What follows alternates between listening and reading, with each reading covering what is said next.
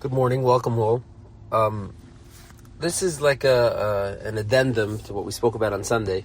We went into the inyan of saying Tehillim during Elul, and the various different, mahalchim that different segments of Klal Yisrael employ to become closer to HaKadosh Baruch Hu during these Yimei HaRachamim of Elul. We went into a bit of a debate, two different sides, on what exactly the status of Tehillim is, what the benefit of saying it is. And we left it kind of open-ended. Now, I just wanted to revisit and be meisif another layer to this discussion as to what the chshivas of saying Tehillim during Chodesh Elul is.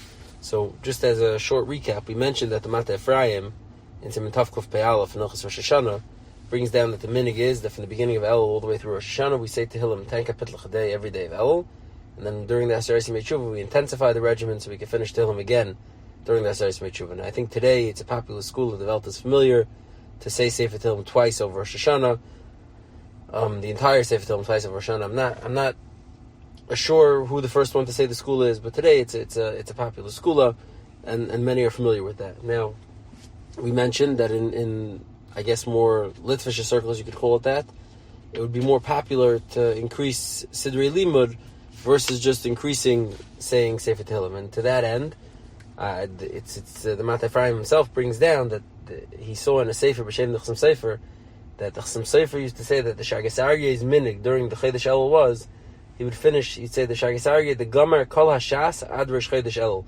He'd finish chazering the entire Shas from the beginning of Elul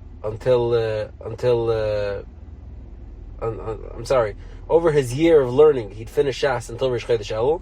Rosh Chodesh Elul Ad Achar Yom Kippurim Gomer HaZayir V'Kisvei Rizal. The Chodesh Elul through Yom Kippur was the Shagas Aryeh's time to learn through the Zayir and Sefer Ari.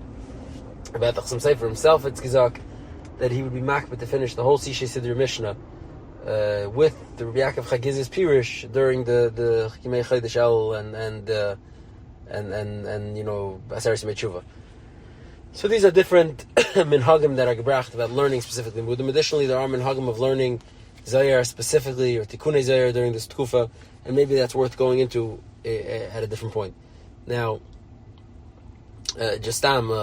so the Mata Ephraim is saying that there's something miyuchad about saying Tehillim during this Tkufa, and as is gebracht and other svarim, the Sefer Sha'ar HaMelech, which is a sefer written about the Yom Neroim, and the Pele Yoetz brings it, that during this Tkufa there's a special, something special about saying Tehillim during this Tkufa. So now I just wanted to explain, I think, an element of this with the story. There's a story that's said over about the Minchas Elazar, the Munkatcher Rebbe. He was once sitting on Erev Rosh Hashanah, and Kayidua, on Erev Rosh Hashanah we don't blow shofar. The whole month leading up to Rosh Hashanah we blow shofar. The Erev Rosh Hashanah we don't blow to confuse the Satan. Now, he was sitting there with his Einikal. The Minchas Elazar had a very small family. He was sitting there with his Einikal on his lap, and he probably, was ma'ira the Einikal to ask, how come you're not blowing today? And he says, no, Hein blows manisht. So the Einikal says, no, please, Ada, I want you to blow. Minchas Elazar says, no, I'm not blowing today. Back and forth, until finally the Minchas Elazar picks up his hands to Shemayim, and he says, Eibishter, we're all this child asking you to blow the shofar. And he's referring to the shofar Shal Mashiach. We're all this child who's waiting for the shofar Mashiach to come. Now, I was thinking that more so than just we're all this child who's waiting for the shofar Mashiach to blow, so Mashiach to come, during the Tkufa of Elul and Yom Neroim, we're all this child in the sense that we all need something. We all are asking for something. We all need something from HaKadosh Baruch Hu. Everybody needs something. And when you need something, you ask, you cry out. So it's more than just we say Tehillim as a vehicle of inspiration or of closeness or of a extra seder. Tehillim is miyuchad in its ability to serve as a vehicle of bakashas. Klal Yisrael in every hour and every type of bakasha, every time in their life, every situation in Klal Yisrael, the way that they're mevakesh for something is by saying Tehillim. So during these days of Elul and Yom Neroim, when everybody needs something, we're all that kid, we're all the Einikal, the Minchas Elazar who's asking for something, it's pashut that there's a special chavivus to saying Tehillim during these days. And it doesn't mean saying Tehillim by route, just reading the words and not paying attention to them. It means saying Tehillim to ask, to beg, to beseech HaKadosh Baruch Hu to give us what we need. And to this end, it goes without saying, it needs no raya. And for some it's Tzrichem raya, but I'll just, the basic premise is, we know clearly that the din by Talmud Torah is that any mitzvah mitzvah that cannot be done by someone else, the din is that Mavatal Talmud Torah for it. A person's allowed to stop his learning to do it. Now, obviously, to ask Bakashas and Tfilas for oneself is the ultimate mitzvah Sheyav Shalasas to the Cherem that you're supposed to be Mavatal learning. And there's a clear Gemara that's a riot to this. The Gemara in Megillah, and Daf Tazayin Amar Aleph, tells the story of Mordechai Tzaddik and Haman that we're all very familiar with. And it says Mordechai was sitting with his Talmidim he was learning. He was sitting with the Negesh of his Rabbin, he was teaching them. It says when he saw Haman approaching with the sus and the levush that Achashverosh sent him with, so Azal Ashkechei the Yasser Rabbanan Kamei, the Gemara says he saw Mordechai was sitting with the children. The Machvile Hilchas Kmitza Rabbanan. He was showing how to do Kmitza to the Chacham. Given the Chazi Mordechai the Apik Lekable Besusa Miyachad Biyadei Mirsis. Once Mordechai saw Haman was coming towards him, and he was coming with a special horse and gear.